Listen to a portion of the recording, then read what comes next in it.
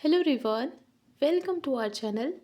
हम सॉल्व कर रहे हैं हमारी सोशोलॉजी के कुछ मोस्ट इम्पॉर्टेंट एमसीक्यू जो कि आपके अपकमिंग पीजीटी, यूपीएचएससी और जो नेट का एग्ज़ाम है उसमें काफ़ी हेल्पफुल होने वाले हैं। तो देर न करते हुए शुरू करते हैं आज की वीडियो। पहला क्वेश्चन आपकी स्क्रीन पर है, मुस्लिम विवाह कितने प्रकार के होते हैं?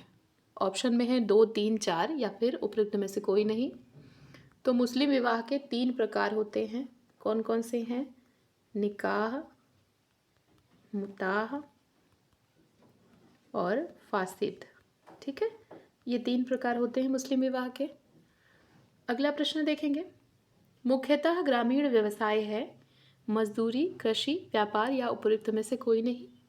तो आसान सा प्रश्न है, मुख्यतः ग्रामीण व्यवसाय कौन सा होता है? कृषि होता है। कृषि से ही गांव की पहचान होती है, तो बी ऑप्शन आपका यहाँ पर करेक्ट हो जाएगा।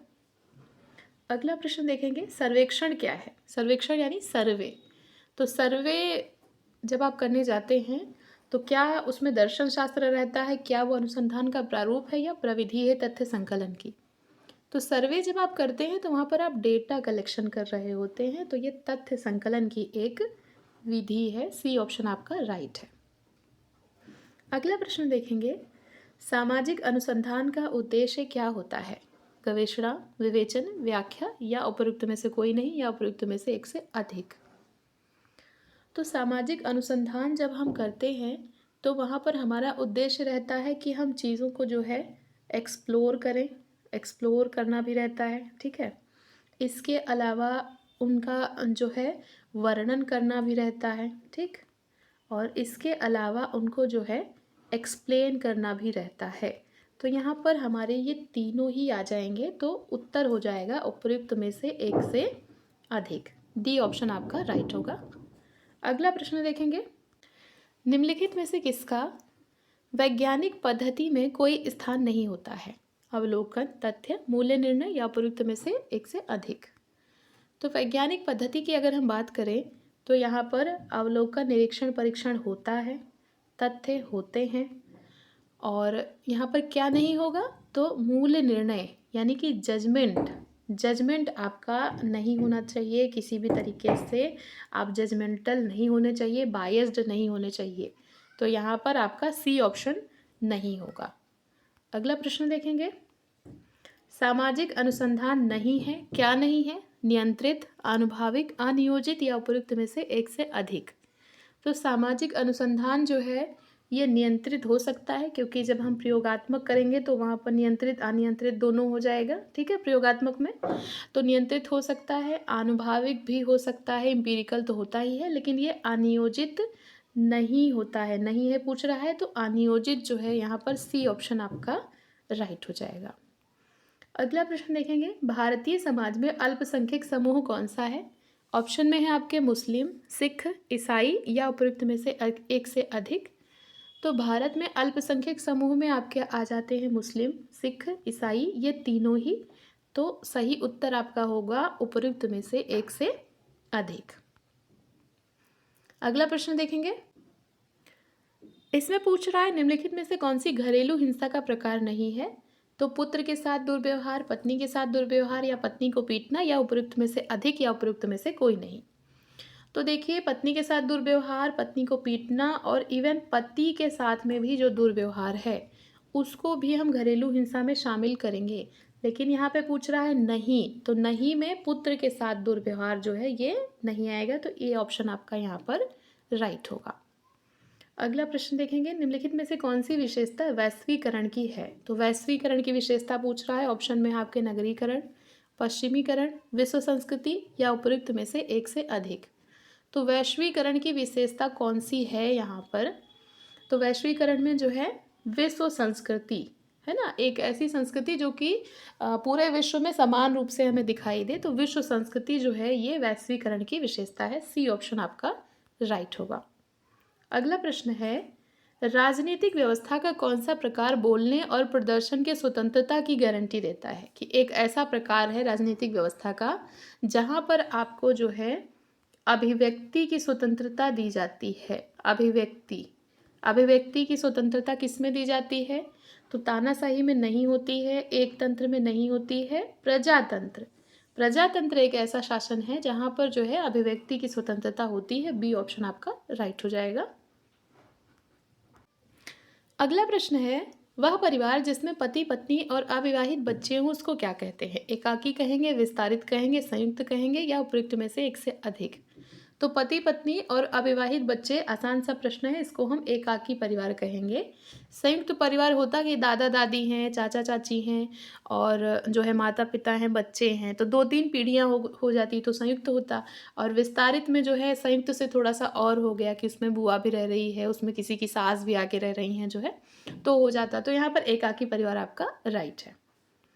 अगला प्रश्न देखेंगे, एक पुरुष का एक स्त्री से विवाह क्या कहलाता है? समूह विवाह, एक विवाह, बहुपति विवाह, उपयुक्त में से एक से अधिक? तो एक पुरुष जब एक स्त्री से विवाह करता है तो इसको हम कहते हैं एक विवाह। ठीक है, बी ऑप्शन आपका राइट है। समूह विवाह में पूरा एक समूह एक साथ विवाह करता है और बहुपति में एक स्त्री के बहुत सारे पति जो है होते हैं। तो अगला प्रश्न देखेंगे, कौन सी संस्था अभिवृत्तियों के निर्माण के प्रकार्य को पूरा करती है? ऑप्शन में आपके धर्म, शिक्षा, परिवार और उपयुक्त में से एक से अधिक। तो यहाँ पर पूछ रहा है कौन सी जो संस्था है वो अभिवृत्तियों के निर्माण के लिए जो है प्रकार्य को पूरा करती है। तो आपका एटीट्यूड जो है कौन सा संस्था जो है बनाती है? धर्म है कि शिक्षा है कि परिवार है? तो एटीट्यूड कहाँ से आता है आपके अंदर? तो ये जो है ना आपकी अभिवृत्तियाँ जो बनती हैं ये तीनों से बनती हैं, धर्म, शिक्षा, परिवार तीनों से बनती हैं। तो इसलिए डी ऑप्शन आपका राइट होगा, उपयुक्त में से एक से अधिक। धर्म का संरचनात्मक पक्ष कौन सा है? मानसिक शांति, सामाजिक नियंत्रण, व्यक्तित्व का एकीकरण, उपयुक्त में से एक से अधिक या फिर उपयुक्त में से कोई नहीं।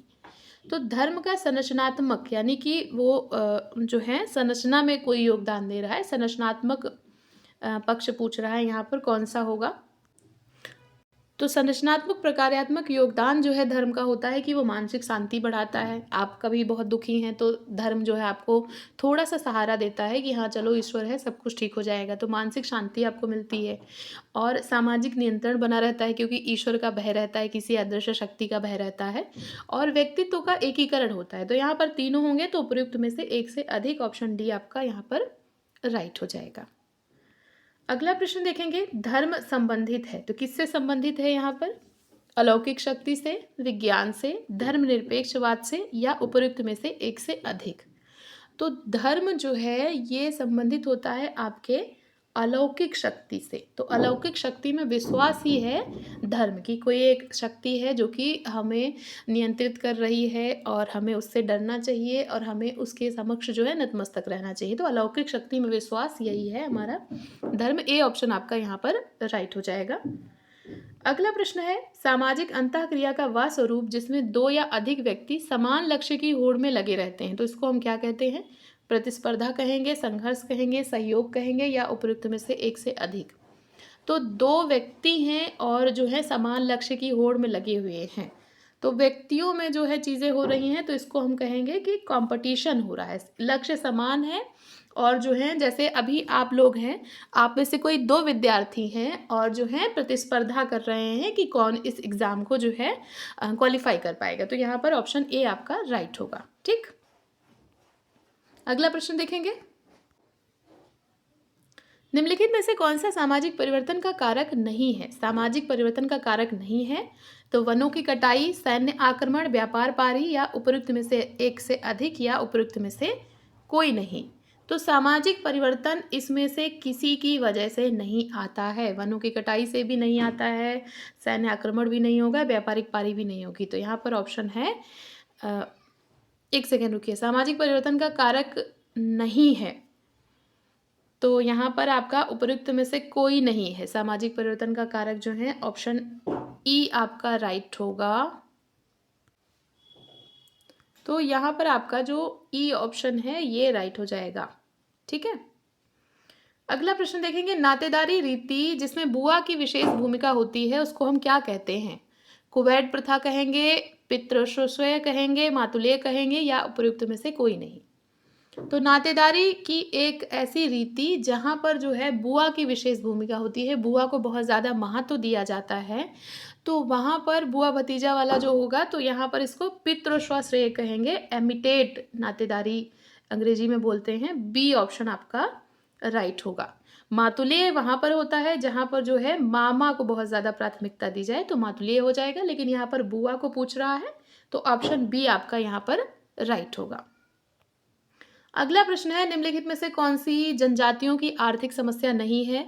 तो जनजातियों की क्या क्या समस्या नहीं है? ऑप्शन में है आपके बेरोजगारी, अलाभकारी कृषि, भू आधिपत्य की समस्या, या उपयुक्त में से अधिक, या उपयुक्त में से कोई नहीं। तो जनजातियों की आर्थिक समस्या नहीं है। जनजातियों की सॉरी मैं गलत पढ़ रही हूँ क्वेश्चन को। आर्थिक समस्या है यहाँ पर पूछ रहा है, जनजातियों की आर्थिक समस्या है। तो बेरोजगारी भी होती है जनजातियों में, ए सही है। अलाभकारी कृषि यहाँ पर पूछ रहा है, बी सही है। और भू आधिपत्य की समस्या यहाँ पर पूछ रहा है, तो ये भी तीनों सही हैं।